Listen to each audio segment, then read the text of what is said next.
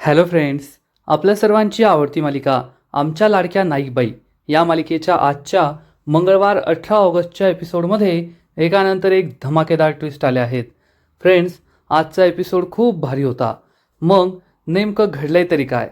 तर आजच्या एपिसोडमध्ये नाईकबाई यांच्या हातावर चक्क गरम उकळतं तेल टाकलंय या बंड्याने, आणि त्याचं कारण म्हणजे नाईकबाईंनी लाडबाईंसमोर त्याचा अपमान केला. आणि दुसरीकडे लाडबाईंनी ठरवलंय की त्यांना संपूर्ण गावावर राज्य करायचं आहे, आणि त्यासाठी त्यांना हवंय नाईकबाईंची साथ. नाईकबाई त्यांच्या बाजूने झाल्या तर संपूर्ण गावावर राज्य करता येईल अशी त्यांची विचारसरणी झाली आहे. मग हे सगळं नेमकं घडलं तरी कसं, हे जाणून घेण्यासाठी हा व्हिडिओ शेवटपर्यंत नक्की पहा.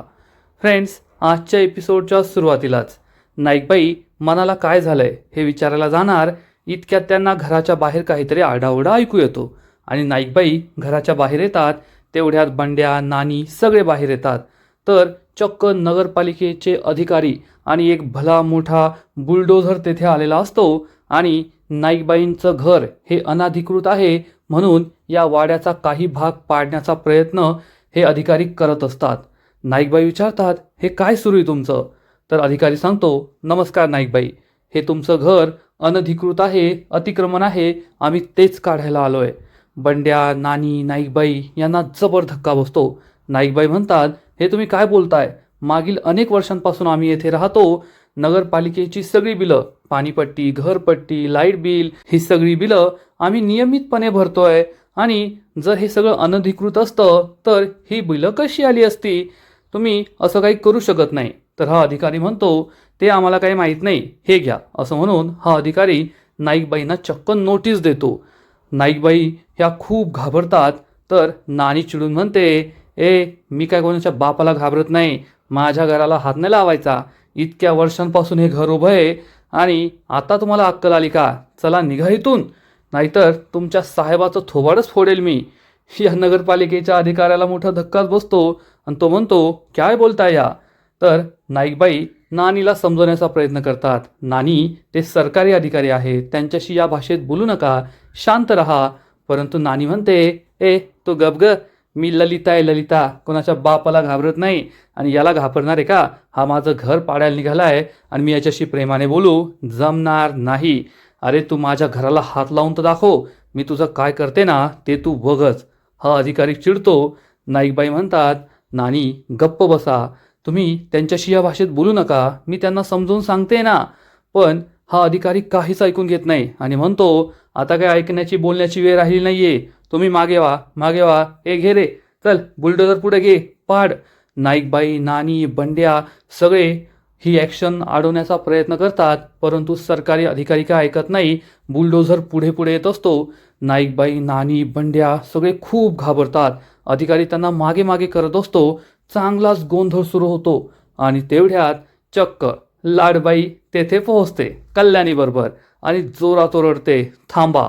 लाडबाईंचा आवाज ऐकून सगळे थांबतात, आणि लाडबाई एकदम ॲक्शनमध्ये, स्वॅगमध्ये पुढे पुढे येत असते, केस उडवत, साडीचा पदर उडवत, आणि सगळे गावकरी, नाईकबाई, बंड्या सगळे त्यांच्याकडे पाहत असतात. मग ही लाडबाई या सरकारी अधिकाऱ्याच्या पुढे येऊन उभी राहते, आणि म्हणते, थांबवा हे सगळं. तर हा सरकारी अधिकारी उद्धटपणे म्हणतो, तुम्ही कोण आहे सगळं थांबवणाऱ्या? व्हा बाजूला. लगेच कल्याणी म्हणते, वा रे वा, कोण तुम्ही? तुम्ही आमदार चांदेकर यांचं नाव तर ऐकलंच असेल ना, त्यांना तर ओळखतच असाल. हा अधिकारी म्हणतो, हो मग, त्यांना कोण नाही ओळखत? मग ही कल्याणी सांगते, या त्यांच्याच बहीण आहेत, दर्शना लाड मॅडम, आणि आता त्या या गावातच राहायला आल्या आहेत.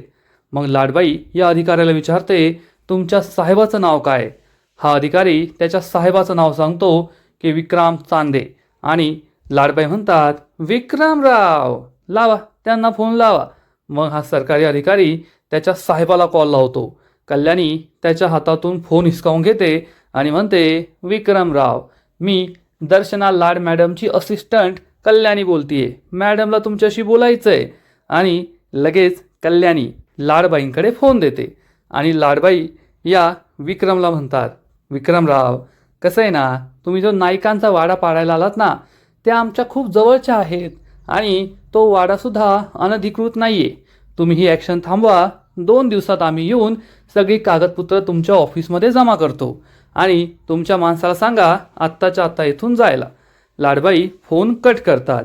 बंड्या आणि नानी चांगलेच खुश होतात आणि मग हा सरकारी अधिकारी म्हणतो, 2 दिवसाच्या आत जर कागदपत्र पोहोचली नाही तर आम्ही पुन्हा एकदा बुलडोझर घेऊन येऊ आणि अनधिकृत भाग तोडून टाकू. तर लाडबाई चिडून म्हणते, जोपर्यंत ही दर्शना लाड येते ना तोपर्यंत नायकांच्या वाड्याच्या एका विटेला सुद्धा तू हात लावू शकत नाही आणि या धमक्या माझ्यासमोर द्यायच्या नाही. चल निघ इथून. हा अधिकारी मान खाली घालतो, नमस्कार करतो आणि तेथून निघून जातो. हा बुलडोझर वगैरे सगळे अधिकारी तेथून निघून जातात. नानी भलतीच खुश होते आणि म्हणते, खरंच तुमचे खूप उपकार झाले. मग बंड्या हात जोडून तुमचे खूप उपकार झाले असं म्हणतो. नाईकबाई या काहीच बोलत नाही, तशाच उभ्या असतात. लाडबाई म्हणते, अहो हात कशाला जोडताय. तेवढ्यात बंड्या हा नाईकबाईंना म्हणतो, शारदा पाया पड ना त्यांच्यामुळे आपलं घर वाचलंय. दर्शना म्हणते, नाही नाही कशाला, माझ्या पाया कशाला पडताय. नानी म्हणते, अहो असं कसं, तुम्ही आमच्यासाठी देवी आहात देवी, तुमच्यामुळे आज आमचं घर वाचलंय, पडेल ती तुमच्या पाया. नाईकबाईंचा नाईलाज होतो आणि नाईकबाई लाडबाईंच्या पाया पडतात. तर लाडबाई, अहो नको नको, पाया कशाला पडताय असं म्हणून तिला काही पाया पडू देत नाही. आणि लाडबाई म्हणते, अहो जनतेचं काम करणं हे माझं कर्तव्यच आहे. तुम्ही गावासाठी एवढं काही करता, मग मी तुमच्यासाठी काही केलं तर काय फरक पडतो. तुम्ही काही टेन्शन घेऊ नका. नाईकबाई म्हणतात, तुम्ही खरंच आमच्यासाठी आज खूप मोठी मदत केली आहे, पण तुम्ही कागदपत्राचं टेन्शन घेऊ नका, ती मी पालिकेच्या ऑफिसमध्ये जाऊन जमा करेल. लगेच नानी चिडून म्हणते, कशाला शहाणपणा करतेस ग, तुला जमणार आहे का. त्या मदत करणार आहे ना, मग त्यांना करू दे. नाईकबाई गप्प बसतात. तेवढ्यात काही गावकरी पुढे येतात आणि म्हणतात, लाडबाई खरंच खूप खूप थँक्यू. आम्हाला नाईकबाई नेहमी मदत करतात आणि आता गावात दुसरी माऊली आली आहे जी गावकऱ्यांना मदत करते. हे ऐकून लाडबाई खूप खुश होते आणि कल्याणी सांगते, आता गावाचं कल्याण करण्यासाठीच आमच्या दर्शना मॅडम येथे आल्या आहेत, तुम्ही टेन्शन घेऊ नका. सगळे गावकरी निघून जातात. मग हा बंड्या लाडबाईंना म्हणतो, तुम्हाला आता आमच्या घरी यावंच लागेल, या बरं आमच्या घरी. लाडबाई म्हणते, नको नको कशाला. पण नानी म्हणते, अहो तुमच्यासारख्या मोठ्या माऊलीचे पाय आमच्या घराला लागले तर आमचं नशीबच, या ना. बंड्या म्हणतो, हो या लवकर. लाडबाई तयार होते आणि मग हे सगळे घरामध्ये जातात.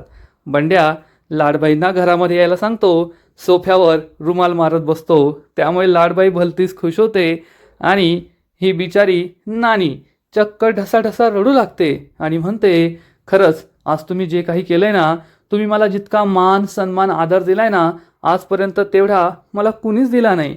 म्हणजे ही नानीसुद्धा नाटकी, ही लाडबाईसुद्धा नाटकी. लाडबाई म्हणते, अहो कशाला रडताय, प्लीज रडू नका. बंड्या म्हणतो, माझी नानी अशीच आहे, थोडी इमोशनल आहे आणि चांगली माणसं भेटली ना की तिला असंच वाटतं. लाडबाई तुम्ही थांबा, मी तुमच्यासाठी चहा पाण्याची व्यवस्था करून येतो.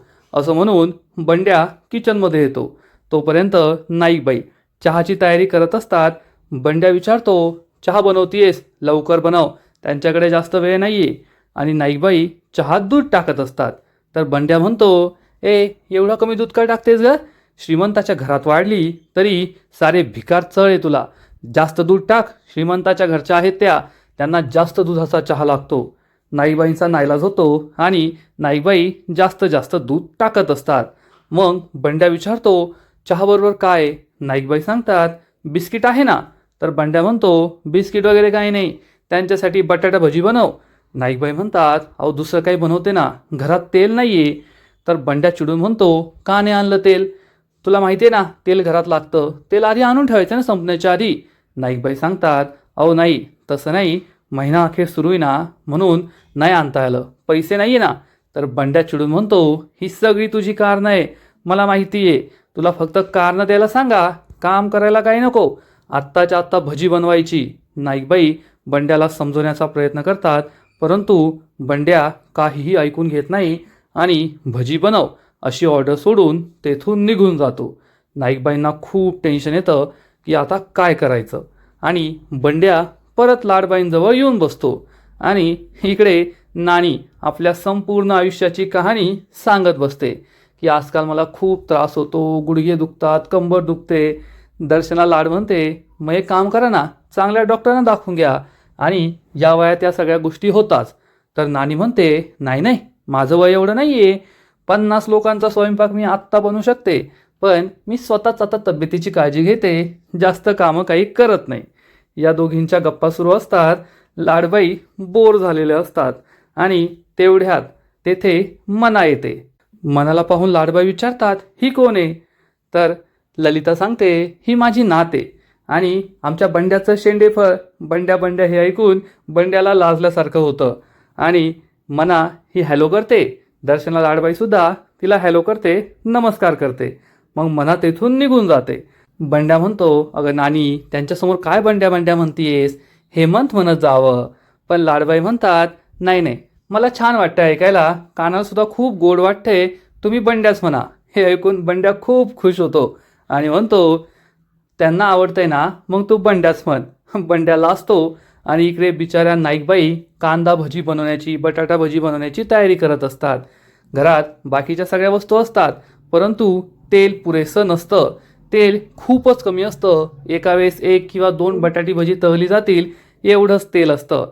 त्यामुळे नाईकबाईंना बटाटा भजी बनवायला सुद्धा खूप उशीर होत असतो, वेळ लागत असतो. इकडे नानी आपली संपूर्ण जन्माची कहाणी सांगत असते, त्यामुळे लाडबाईंना कंटाळा येतो. लाडबाई लगेच या कल्याणीला इशारा करतात आणि कल्याणी म्हणते, लाड मॅडम, आता आपल्याला निघावं लागेल.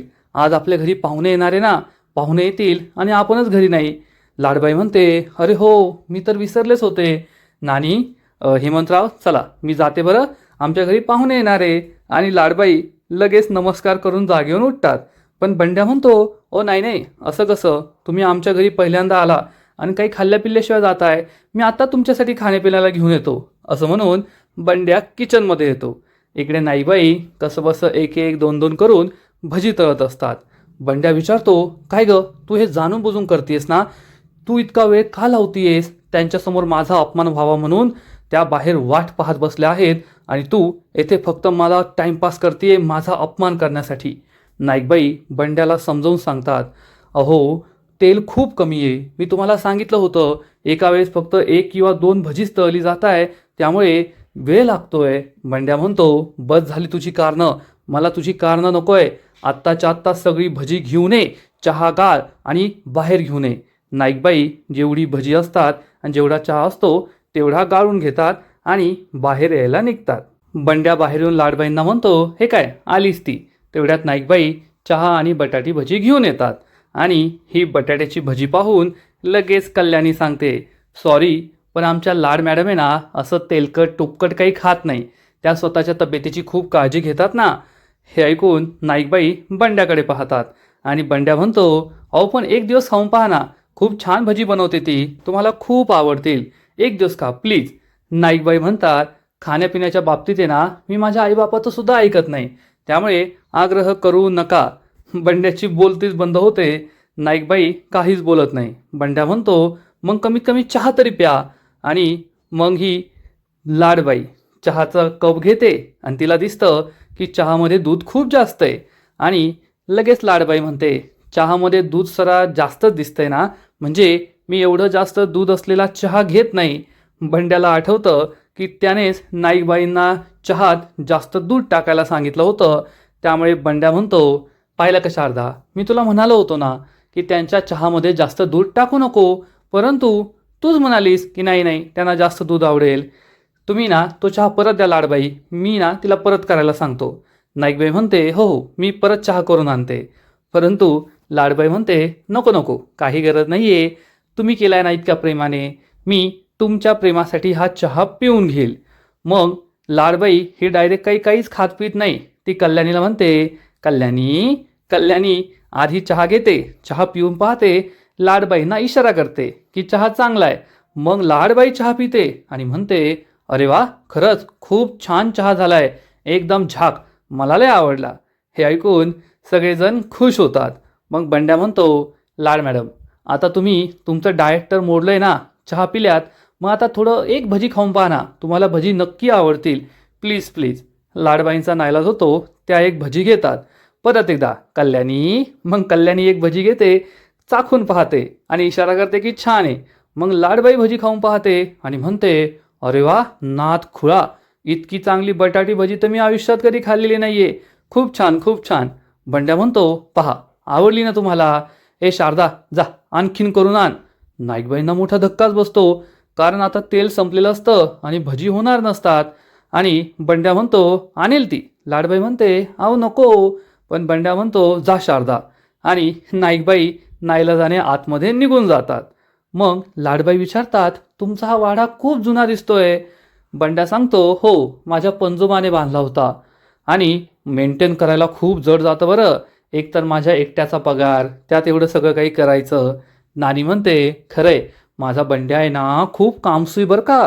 कष्टाची त्याला लाज वाटत नाही, कधी थकत नाही, खूप कष्ट करतो तो. लाडबाईंना सगळं माहीत असतं. ती मनातल्या मनात हसते आणि ही नानी कौतुकं करतच असते स्वतःच्या मुलाची, स्वतःच्या घराची.